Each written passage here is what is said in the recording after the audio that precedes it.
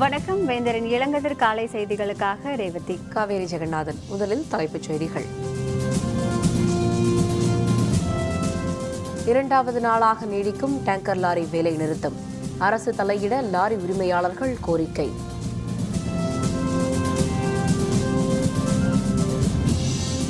பேரவையில் ஜெயலலிதா படம் அகற்ற கோரிக்கை.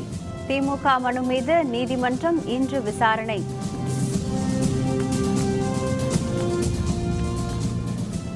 முதல்வர் பழனிசாமியை மு.க. ஸ்டாலின் இன்று சந்திக்கிறார்.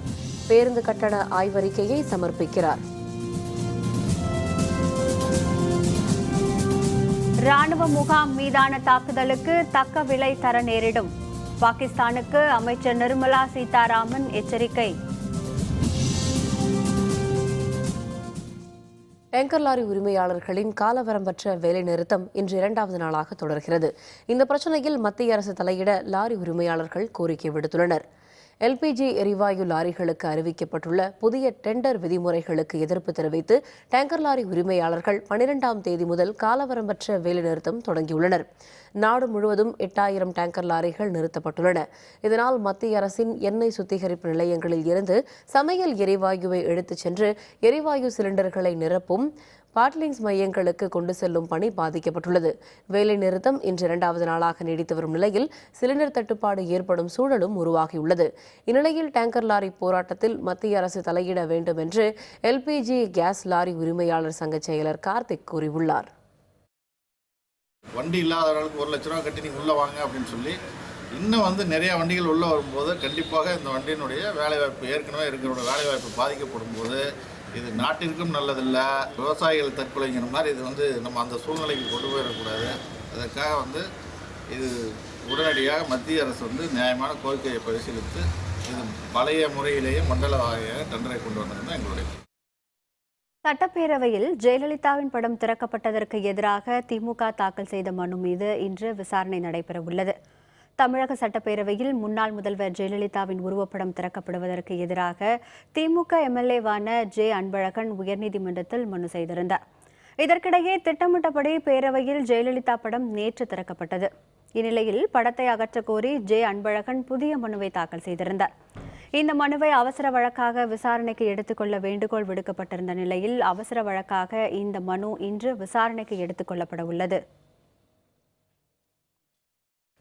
முதல்வர் எடப்பாடி பழனிசாமியை திமுக செயல் தலைவர் ஸ்டாலின் இன்று சந்திக்க இருக்கிறார். போக்குவரத்து கழக மேம்பாடு, பேருந்து கட்டண உயர்வு தொடர்பாக திமுக ஆய்வறிக்கையை முதல்வரிடம் அவர் அளிக்க இருக்கிறார். தமிழகத்தில் பேருந்து கட்டண உயர்வை எதிர்த்து திமுக பல்வேறு இடங்களில் ஆர்ப்பாட்டம் நடத்தியது. அதேவேளையில் முன்னாள் மத்திய அமைச்சர் டி.ஆர். பாலு தலைமையில் அரசு போக்குவரத்தை சீரமைப்பது குறித்து ஆய்வறிக்கை தயாரிக்க திமுக சார்பில் குழு அமைக்கப்பட்டது. இந்த குழுவினர் ஆய்வறிக்கையை மு.க. ஸ்டாலினிடம் அளித்துள்ளனர். இது தொடர்பாக முதல்வரை சந்திக்க ஸ்டாலின் நேரம் கேட்டிருந்த நிலையில் இன்று பகல் 12 மணிக்கு நேரம் ஒதுக்கப்பட்டுள்ளது. அதைத் தொடர்ந்து இன்று பகல் 12 மணியளவில் தலைமைச் செயலகத்தில் முதல்வரை ஸ்டாலின் சந்தித்து திமுகவின் ஆய்வறிக்கையை அவரிடம் அளிக்க இருக்கிறார். மதுரை மீனாட்சி அம்மன் கோவில் தீ விபத்து குறித்து சிபிஐ விசாரணை வேண்டும் என்பதை பாரதிய ஜனதா ஆதரிப்பதாக அந்த கட்சியின் தமிழக தலைவர் தமிழிசை சவுந்தரராஜன் கூறியுள்ளார். நேற்று மதுரை மீனாட்சி அம்மன் கோவிலில் சுவாமி தரிசனம் செய்த தமிழிசை சவுந்தரராஜன் தீ விபத்து நடந்த இடத்தை பார்வையிட்டார். பின்னர் செய்தியாளர்களுடன் பேசிய அவர், தீ விபத்து வேதனை தருகிறது, கோவில்கள் வணிக மையங்களாக உருவாகிவிட்டன என்று குற்றம் சாட்டினார். கோவிலில் மாற்று மதத்தினர் கடை வைத்திருந்தார்களா எனவும் தமிழிசை கேள்வி எழுப்பினார்.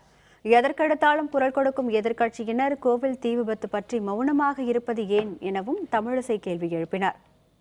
அப்பட்டமான நிர்வாக சீர்கேடு, முற்றிலுமாக புறக்கணிக்கப்பட்ட பாதுகாப்பு நடவடிக்கைகள், முற்றிலுமாக புறக்கணிக்கப்பட்ட ஒரு பக்தி, இதை சாதாரணமாக விட முடியாது. தவறு செய்தவர்கள் கண்டுபிடிக்கப்பட வேண்டும். இது எந்த விதத்திலும் முழுமையான, இன்னும் சொல்ல போனால் சிபிஐ விசாரணை வேண்டும் என்ற கோரிக்கையை நாங்கள் பாரதிய ஜனதா கட்சியின் சார்பில் வைப்போம்.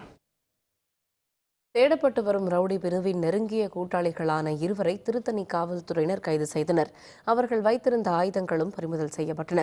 மலையம்பாக்கத்தில் பிறந்தநாள் கொண்டாடியதை அடுத்து ரவுடி பினுவை காவல்துறை தேடி வருகிறது. பினுவின் கூட்டாளிகள் கைது செய்யப்பட்டு வருகிறார்கள்.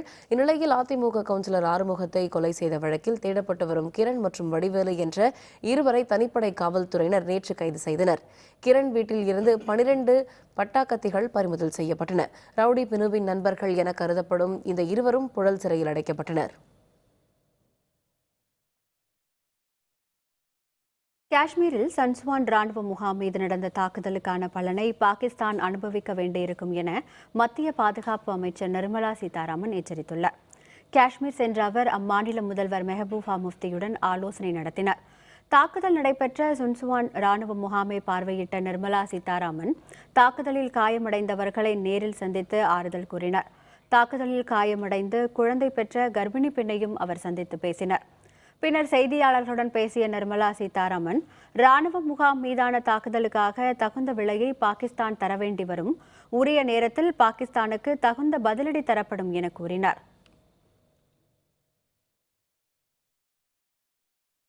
ரஃபேல் விமான பேரம் பற்றி பிரதமர் நரேந்திர மோடிக்கு காங்கிரஸ் தலைவர் ராகுல் காந்தி கேள்வி எழுப்பியுள்ளார். கர்நாடக மாநில பேரவைத் தேர்தலையொட்டி காங்கிரஸ் தலைவர் ராகுல் காந்தி அங்கு 3 நாள் பயணம் மேற்கொண்டுள்ளார். ராய்ச்சூர், யாத்கிரி பொதுக்கூட்டங்களில் உரையாற்றிய அவர் யாத்கிரியில் ரஃபேல் விமானம் குறித்து பிரதமர் மோடிக்கு பல்வேறு கேள்விகளை எழுப்பினார். ரஃபேல் விமானங்களை இந்தியா வாங்கும் நிலையில் அதன் உண்மையான விலை என்ன? இந்த விமான பேரம் ஹிந்துஸ்தான் ஏரோநாட்டிக்கல் நிறுவனத்திடமிருந்து மோடியின் நண்பர் ஒருவருக்கு கைமாற்றப்பட்டது ஏன் என்றும் ராகுல் காந்தி கணை தொடுத்தார். राफेल हवाई जहाज में HAL से जो कॉन्ट्रैक्ट छीना गया, मोदी जी के मित्र को दिया गया। हमने उनसे 3 सवाल पूछे। आपने HAL से ये क्यों कॉन्ट्रैक्ट छीना? कर्नाटका के युवाओं से आपने ये रोजगार क्यों छीना? अपने दोस्त को देने के लिए आपने काम क्यों किया? इसके पीछे लॉजिक क्या थी? आपने कैबिनेट कमेटी ऑन सिक्योरिटी से परमिशन ली, हाँ या ना? और तीसरा सवाल, हवाई जहाज का दाम क्या है? இனி செய்திகளின் தொகுப்பு. கார்த்தி சிதம்பரம் மீதான INX மீடியா முறைகேடு வழக்கில் வரும் 16ஆம் தேதி தீர்ப்பு என அறிவிக்கப்பட்டுள்ளது. INX மீடியா முறைகேடு வழக்கில் முன்னாள் நிதியமைச்சர் ப. சிதம்பரத்தின் மகன் கார்த்திக்கு உச்சநீதிமன்றம் லுக் அவுட் நோட்டீஸ் அனுப்பியுள்ளது. கார்த்தி மீதான வழக்குகள் சென்னை உயர்நீதிமன்றத்திற்கு மாற்றப்பட்ட நிலையில் லுக் அவுட் நோட்டீஸை ரத்து செய்ய வேண்டும், வெளிநாடு செல்ல அனுமதிக்க வேண்டும் என கார்த்தி சிதம்பரம் சென்னை உயர்நீதிமன்றத்தில் மனு தாக்கல் செய்திருந்தார். கார்த்தி சிதம்பரம் நேரில் ஆஜராக சம்மன் அனுப்பப்பட்டுள்ள நிலையில் INX மீடியா முறைகேடு வழக்கில் வரும் 16ஆம் தேதி தீர்ப்பு என உயர்நீதிமன்றம் அறிவித்துள்ளது. கிங்ஃபிஷர் நிறுவனத்திற்கு குத்தகைக்கு விமானம் வாங்கியதில் நடந்த முறைகேடு தொடர்பாக தொழிலதிபர் விஜய் மால்யா 579 கோடி ரூபாய் இழப்பீடு தர நீதிமன்றம் உத்தரவிட்டுள்ளது. பல்வேறு வங்கிகளில் கடன் ஏய்ப்பு செய்துவிட்டு லண்டனுக்கு தப்பிச் சென்ற விஜய் மால்யா மீது லண்டன் நீதிமன்றத்தில் பல்வேறு வழக்குகள் நிலுவையில் உள்ளன. இதில் கிங்ஃபிஷர் விமான நிறுவனத்திற்காக சிங்கப்பூரின் BOC ஏவியேஷன் நிறுவனத்திடமிருந்து மால்யா குத்தகைக்காக விமானம் வாங்கிய வழக்கு அடக்கம். இந்த வழக்கு தொடர்பாக BOC ஏவியேஷன் நிறுவனத்திற்கு மல்லையா 579 கோடி ரூபாய் இழப்பீடு தர வேண்டும் என்று லண்டன் நீதிமன்றம் அறிவுறுத்தியுள்ளது. பாகிஸ்தானுக்கு உளவு பார்த்ததாக கூறி சென்னையில் இளைஞர் ஒருவர் கைது செய்யப்பட்டார். அவரை காவலில் எடுத்து விசாரிக்க தேசிய புலனாய்வு பிரிவு காவல்துறை முடிவு செய்துள்ளது. கன்னியாகுமரியை சேர்ந்த அன்சார் மீரான் என்ற 28 வயது இளைஞர் பாகிஸ்தானுக்கு உளவு பார்ப்பதாக காவல்துறைக்கு தகவல் வந்தது. இதையடுத்து சென்னையில் அவரை கைது செய்த தேசிய புலனாய்வு பிரிவு அவரை பூந்தமல்லி தேசிய புலனாய்வு சிறப்பு நீதிமன்றத்தில் நிறுத்தி புழல் சிறையில் அடைத்தது. இன்று அவரை மீண்டும் நீதிமன்றத்தில் நிறுத்தி காவலில் எடுத்து விசாரிக்க தேசிய புலனாய்வு பிரிவு காவல்துறை முடிவு செய்துள்ளது. கூலி உயர்வு பேச்சுவார்த்தை தோல்வி, தீப்பெட்டி தொழிலாளர் போராட்டம் நீடிப்பு. விவரம் விளம்பர இடைவேளைக்கு பிறகு.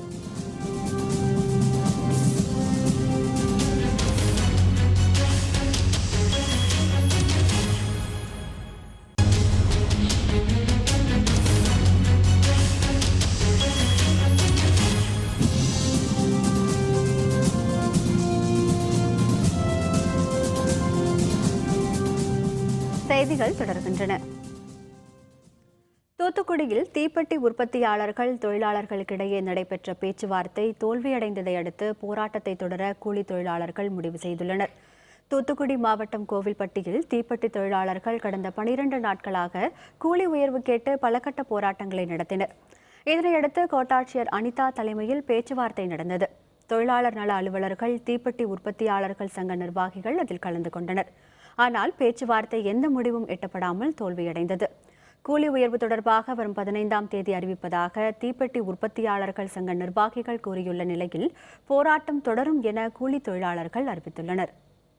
தீப்பெட்டி கூலி உயர்வு கேட்டு 10 நாட்களுக்கு மேலாக போராடுகிறார்கள். அவருக்கு இதுவரைக்கும் எந்த விதமான இதுவும் வரல. 1 ரூபா தாரன்னு சொல்லியிருக்காங்க. மேலும் 11 ரூபா சட்டத்தில் இருக்கு. அதை கூட நிறையான முடிவு என்னவோ அதை கொடுத்து மக்களுடைய கோரிக்கை நிறைவேற்ற இது பண்ணுறோம். கடலூர் மாவட்டம் விருதாச்சலத்தில் கரும்பு ஏற்றி வந்த டிராக்டர் மோதியதில் இருசக்கர வாகனத்தில் வந்த ரவி என்பவர் அந்த இடத்திலேயே பலியானார். மற்றொருவர் காயமடைந்தார். விருதாச்சலம் அருகே வயலூரில் கரும்பு ஏற்றி வந்த டிராக்டர் இருசக்கர வாகனத்தின் மீது மோதியது. இதில் அரியலூர் மாவட்டம் புதுக்குளம் கிராமத்தைச் சேர்ந்த ரவி என்பவர் அந்த இடத்திலேயே பலியானார். அவருடன் பயணம் செய்த சங்கர் என்பவர் படுகாயத்துடன் விருதாச்சலம் மருத்துவமனையில் அனுமதிக்கப்பட்டு பின்னர் மேல் சிகிச்சைக்காக முண்டியம்பாக்கம் அரசு மருத்துவமனைக்கு கொண்டு செல்லப்பட்டார். புதுச்சேரியில் அரசு கிராம வங்கியில் திருட முயன்ற இளைஞரை காவல்துறையினர் கைது செய்தனர். இதனால் வங்கியில் இருந்த 12 கோடி ரூபாய் மதிப்பிலான நகைகள் தப்பின. புதுச்சேரி அடுத்த தொண்டாமாநத்தம் கிராமத்தில் பாரதியார் அரசு கிராம வங்கி உள்ளது. அப்பகுதியைச் சேர்ந்த மக்கள், விவசாயிகள் இந்த வங்கியில் நகைகளை அடகு வைத்துள்ளனர். இந்நிலையில் அடையாளம் தெரியாத சிலர் வங்கியின் பூட்டை உடைத்து நகைகளை திருட முயன்றனர். சத்தம் கேட்டு அருகிலிருந்தவர்கள் வந்தபோது திருடர்கள் தப்பி ஓடினர். இதுகுறித்து வில்லியனூர் தனிப்படை காவல்துறையினர் சக்திவேல் என்ற இளைஞரை கைது செய்தனர். வங்கி திருட்டில் தான் ஈடுபட முயன்றதாக சக்திவேல் ஒப்புக்கொண்டதாக கூறப்படுகிறது. அவர் மூலம் திருட்டு கும்பலைச் சேர்ந்த மற்றவர்களை காவல்துறையினர் தேடி வருகின்றனர். திருவள்ளூர் மாவட்டம் ஆவடி குடியிருப்பு பகுதியில் பசுமை உரம் குடில் திட்டத்திற்கு எதிர்ப்பு தெரிவித்து மக்கள் மாவட்ட ஆட்சியர் அலுவலகத்தை முற்றுகையிட்டனர். ஆவடி நகராட்சிக்குட்பட்ட 18வது வார்டு தமிழ்நாடு வீட்டு வசதி வாரிய குடியிருப்பு பகுதியில் கடந்த 4 மாதங்களுக்கு முன்பு பசுமை உரம் குடில் திட்டம் தொடங்கப்பட்டது. இங்கு குப்பை கழிவுகளை உரமாக மாற்ற சாணம் போன்ற பொருட்களை சேர்ப்பதால் துர்நாற்றம் வீசுவதாகவும் அங்கிருந்து வெளியேறும் வாயுக்களால் புற்றுநோய் ஏற்படலாம் என்றும் மக்கள் குற்றம் சாட்டி வருகின்றனர். இதற்காக மாவட்ட ஆட்சியர் அலுவலகத்தை முற்றுகையிட்டு ஆர்ப்பாட்டம் நடத்திய அவர்கள் பசுமை உரம் குடிலை அகற்ற வேண்டும், இல்லாவிட்டால் ஆதார், குடும்ப அட்டையை அரசிடம் ஒப்படைப்போம் என்று கூறினர். திட்டம் வரவேற்கத்தக்கது. ஆனால் அவங்க செலக்ட் பண்ண இடம் தான் சரி கிடையாது. குடியிருப்புக்கு நடுவில் கொண்டு வந்து வச்சிருக்காங்க. கொஞ்சம் அவுட்டரில் கொஞ்சம் வச்சுட்டாக்கா நாங்கள் எல்லாருமே ஒத்துழைப்பு தருவோம் நாங்கள் சொல்லியிருக்கோம். நாங்கள் கிட்டத்தட்ட கலெக்டர் அம்மாக்கிட்டே கிட்ட நாங்கள் 5 முறைகள் நாங்கள் மனு கொடுத்துட்டோம். கேஸ் நடந்துட்டு இருக்கு. அவங்க கலெக்டர்கிட்ட தான் மறு ஆய்வு செய்ய சொல்லி சொன்னாங்க. ஆனால் கலெக்டர் அதை பற்றி என்ன ரெஸ்பான்ஸ் பண்ணாங்க, என்ன ரிசல்ட் கொடுத்தாங்கன்றது எங்களுக்கு தெரியல. தண்ணீர் பிரச்சினையை தீர்க்க தமிழக, கர்நாடக மக்கள் ஈரோட்டில் கிராம சபை கூட்டம் நடத்தி பேசியிருப்பது வரவேற்கத்தக்கது என இந்தியாவின் தண்ணீர் மனிதரான ராஜேந்திர சிங் கூறியுள்ளார். தமிழக பசுமை இயக்கம் மற்றும் தமிழக ஆறுகள் வளம் மீட்பு இயக்கம் ஆகியவை சார்பில் தமிழக, கர்நாடக, கேரள விவசாயிகள் கலந்து கொண்ட கிராம சபை கூட்டம் ஈரோட்டில் நடைபெற்றது. இந்த கூட்டத்தில் தண்ணீர் மனிதர் என்று அழைக்கப்படும் ராஜஸ்தானை சேர்ந்த ராஜேந்திர சிங் சிறப்பு விருந்தினராக கலந்து கொண்டார்.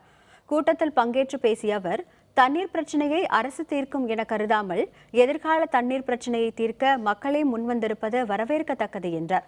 கிராம சபை கூட்டத்தில் பாசன பகுதிகளில் மழைக்கால பயிர்களை பயிரிடுவது, நீர்நிலை மேம்பாடு தொடர்பான அறிவை வளர்ப்பது, ஈரோட்டை மாசில்லாத மாவட்டமாக உருவாக்குவது போன்ற முடிவுகள் எடுக்கப்பட்டதாக ராஜேந்திர சிங் கூறினார்.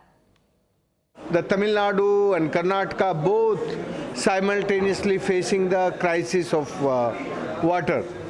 So the scarcity of the water, it is not just the government can give the water to everyone. The water is limited, but the mismanagement of the water is not fulfill the need of the everyone. மலேசியாவில் சந்தேகத்திற்கிடமான வகையில் இறந்த தனது கணவரின் உடலை மீட்டுத் தரக் கோரி அவரது மனைவி சிவகங்கை மாவட்ட வருவாய் அலுவலரிடம் மனு அளித்தார். சிவகங்கை மாவட்டம் பச்சேரியைச் சேர்ந்தவர் மாரி. கடந்த 10 ஆண்டுகளாக மலேசியாவில் வேலை பார்த்த இவர் கடந்த 3 ஆண்டுகளாக குடும்பத்துடன் தொடர்பில்லாமல் இருந்தார். அவர் என்ன ஆனார் என்பதை தெரிந்து கொள்ள மாரியின் மனைவி சுமதி கடந்த 2 ஆண்டுகளாக மாவட்ட ஆட்சியரிடம் பலமுறை மனு அளித்து வந்தார். இந்நிலையில் மாரி இறந்துவிட்டதாக மலேசியாவில் உள்ள இந்திய தூதரகம் வழியாக சுமதிக்கு செய்தி வந்தது. அமைந்துள்ளது. தனது கணவரின் மரணத்தில் சந்தேகம் இருப்பதால் அவரது உடலை மீட்டு தரக்கோரி சுமதி சிவகங்கை மாவட்ட வருவாய் அலுவலர் இளங்கோவிடம் தனது பிள்ளைகளுடன் சென்று மனு அளித்தார். இதுகுறித்து ஆவணம் செய்வதாக மாவட்ட வருவாய் அலுவலர் உறுதியளித்தார். தமிழ்நாட்டுக்கு எங்கள் வீட்டுக்கார் பாடி வரணும், பச்சை கிராமத்துக்கு வரணும், அது கவர்மெண்ட் தான் ஏற்றுக்கு கொண்டுக்கிட்டு வரணும். எங்களால் கொண்டுக்கிட்டு வரல எனக்கு வசதி கிடையாது. கவர்மெண்ட் தான் ஏற்றுக்கிறணும். என் பிள்ளைகளுக்கு படிப்பு செலவுக்கு உதவி செய்யணும். திருநெல்வேலி மனோன்மணியம் சுந்தரனார் பல்கலைக்கழக உறுப்பு கல்லூரிகளுக்கான 3வது பட்டமளிப்பு விழாவில் 1126 பேருக்கு துணைவேந்தர் பட்டங்களை வழங்கி பாராட்டினர். நெல்லை மனோன்மணியம் சுந்தரனார் பல்கலைக்கழகத்தின் கீழ் 10 உறுப்பு கல்லூரிகள் செயல்பட்டு வருகின்றன. இந்த கல்லூரிகளில் பயின்றவர்களுக்கு 3ஆம் ஆண்டு பட்டமளிப்பு விழா அபிஷேகப்பட்டியில் உள்ள பல்கலைக்கழக வ.உ. சிதம்பரனார் கலையரங்கில் நடைபெற்றது. இதில் பல்கலைக்கழக நிதி நல்கை குழு முன்னாள் தலைவர் முனைவர் வேத் பிரகாஷ் கலந்து கொண்டு பட்டமளிப்பு விழா பேருரை நிகழ்த்தினார். இதனைத் தொடர்ந்து பல்கலைக்கழக துணைவேந்தர் முனைவர் சி. பாஸ்கரன் மாணவ மாணவிகளுக்கு பட்டங்களை வழங்கி பாராட்டு தெரிவித்தார். எரிவாயு ஊழியர்கள் பங்கேற்ற விழிப்புணர்வு பேரணி ஈரோட்டில் நடைபெற்றது. அதில் புகையில்லா நகரத்தை உருவாக்குவதில், விபத்தில்லாமல் எரிவாயு பயன்படுத்துதல், எரிவாயுவை சிக்கனமாக பயன்படுத்துதல் குறித்து வலியுறுத்தப்பட்டது. இந்தியன் எரிவாயு நிறுவனம் மற்றும் தனியார் எரிவாயு நிறுவனங்கள் இந்த பேரணிக்கு ஏற்பாடு செய்திருந்தன. பேரணியை மாவட்ட வருவாய் அலுவலர் கவிதா தொடங்கி வைத்தார். பேரணியில் பங்கேற்ற எரிவாயு நிறுவன உரிமையாளர்கள், ஊழியர்கள் எரிவாயு குறித்த விழிப்புணர்வு வாசகங்கள் அடங்கிய பதாகைகளை கைகளில் ஏந்தியவாறு கலந்து கொண்டனர். பேரணியின் போது விழிப்புணர்வு துண்டு பிரசுரங்களும் மக்களுக்கு விநியோகம் செய்யப்பட்டன. சுற்றுச்சூழல் சுகாதார சீர்கேடுகளை தடுக்கும் வண்ணம் அனைவரும் இந்த எல்பிஜி சிலிண்டர் உபயோகப்படுத்துவதை ஊக்குவிக்க வேண்டும் என்று உஜ்வாலா திட்டம் துவங்கப்பட்டுள்ளது. இந்த திட்டத்தின் மூலம் நம்ம இலவச கேஸ் கனெக்ஷன் கொடுக்கறதுக்காக நடவடிக்கைகள் இருக்கும் பொழுது நமக்கு எல்பிஜி பற்றாக்குறை உள்ளது. அதனால் வெளிநாடுகளிலிருந்து இறக்குமதி செய்கின்ற நிலையில் உள்ளோம். அதனால் இந்த எரிபொருள் சிக்கனத்தை வலியுறுத்தி இந்த விழிப்புணர்வு பேரணி நடத்தப்பட்டது. நாகை மாவட்டம் மயிலாடுதுறையில் மகா சிவராத்திரியை முன்னிட்டு 4 நாள் நாட்டியாஞ்சலி நிகழ்ச்சி நடைபெற்று வருகிறது. புகழ்பெற்ற மயூரநாதர் கோவிலில் நடைபெறும் இந்த நிகழ்ச்சியில் இந்த 4 நாள் நாட்டியாஞ்சலி நிகழ்ச்சியில் ஹைதராபாத், தில்லி, துபாய், சென்னை, பெங்களூரு உள்ளிட்ட பல்வேறு பகுதிகளைச் சேர்ந்த பரதநாட்டிய கலைஞர்கள் பங்கேற்று வருகின்றனர். 3ஆம் நாள் நிகழ்ச்சியான நேற்று தில்லி, மலேசியா, சென்னை, பெங்களூரு பகுதிகளைச் சேர்ந்த கலைஞர்களின் பரதநாட்டிய நிகழ்ச்சி நடைபெற்றது. இதில் சிவதாண்டவம், பழமையான வர்ண நாட்டிய நாடக நிகழ்ச்சிகளை திரளான பார்வையாளர்கள் கண்டு ரசித்தனர்.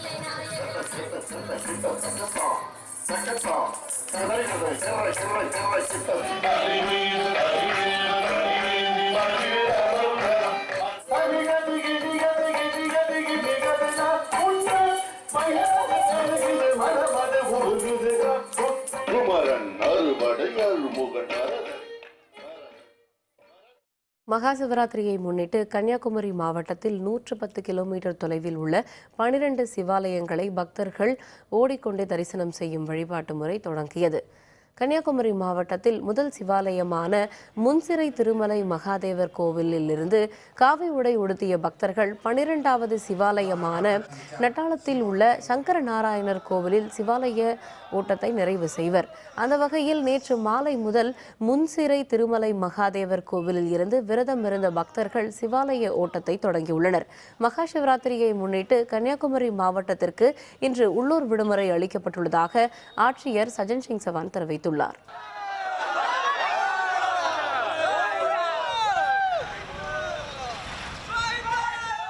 மகா சிவராத்திரி சிவாலய ஓட்டம் என்பது கன்னியாகுமரி மாவட்டத்தில் 12 கோவில்களை உள்ளடக்கியது. ஓட்டமும் நடையுமாக சுமார் 110 கிலோமீட்டர்களை கோவிந்தா கோபாலா என்று பக்தர்கள் தன்னுடைய கஷ்டங்களை தீர்ப்பதற்கும் வேண்டிக் கொண்டு அரியும் சிவனும் ஒன்றே என்ற தத்துவத்தை உணர்த்துவதற்கும் இந்த சிவாலய ஓட்டமானது வருடத்திற்கு ஒரு முறை நடக்கிறது. முதல் கோயிலான திருமலையிலே சைவ வைஷ்ணவ இணக்கத்திற்காக இங்கே வைஷ்ணவ விக்கிரகம் மகாவிஷ்ணு விக்கிரகமும் பிரதிஷ்டை செய்யப்பட்டுள்ளது.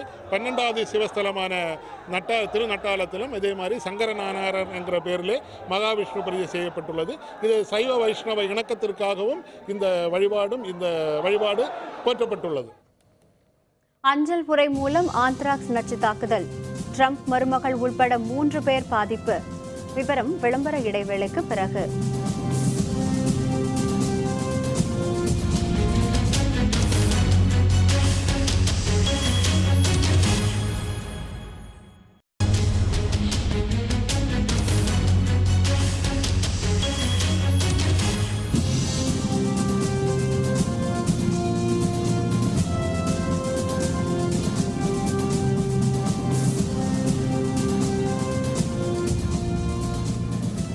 செய்திகள் தொடர்கின்றன. இனி அயலக செய்திகள்.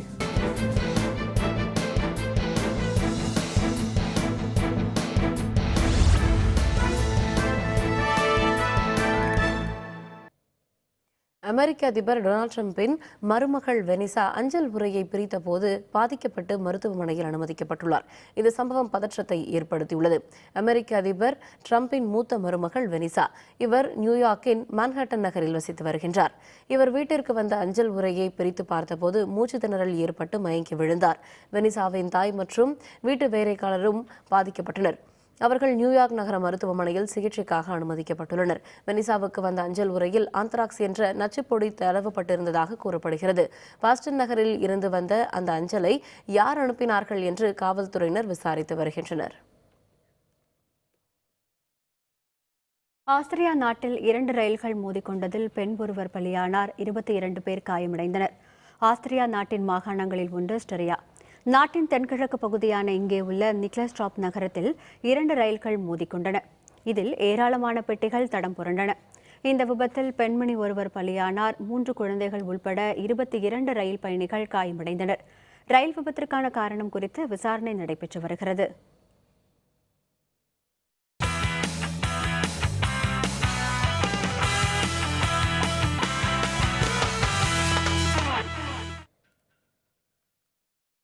தென்கொரியாவில் நடந்து வரும் குளிர்கால ஒலிம்பிக் போட்டியில் ஆடவருக்கான பியாத்லான் போட்டியில் பிரான்ஸ் வீரர் தங்கம் வென்றார்.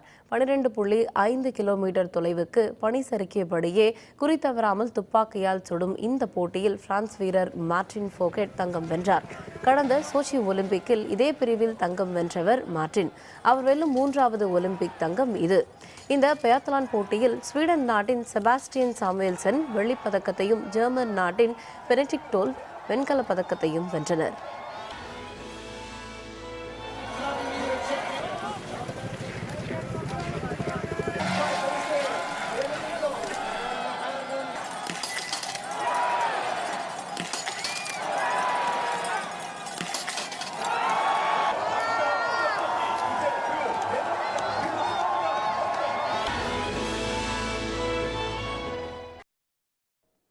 இனி வரலாற்றில் இன்று.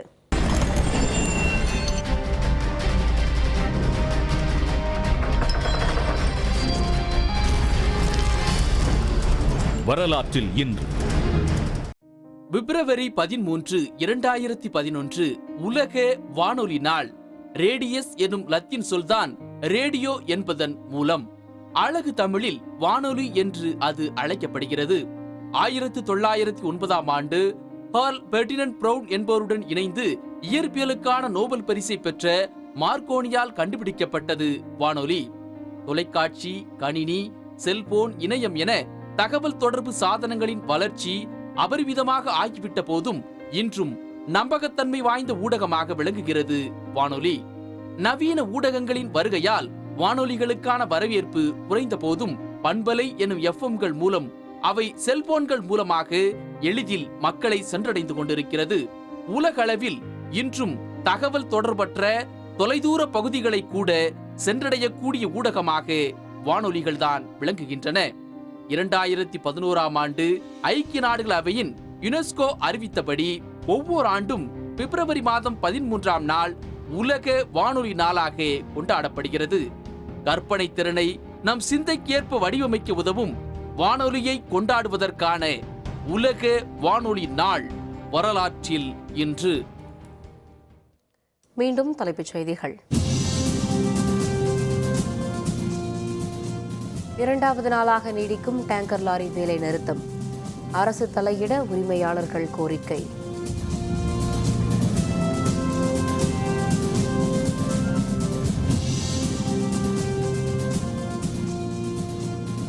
பேரவையில் ஜெயலலிதா படம் அகற்ற கோரிக்கை. திமுக மனு மீது நீதிமன்றம் இன்று விசாரணை.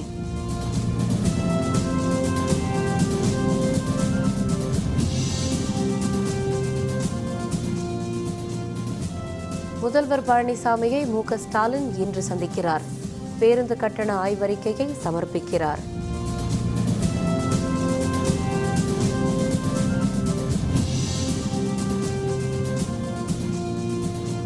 ராணுவ முகாம் மீதான தாக்குதலுக்கு தக்க விலை தர நேரிடும். பாகிஸ்தானுக்கு அமைச்சர் நிர்மலா சீதாராமன் எச்சரிக்கை.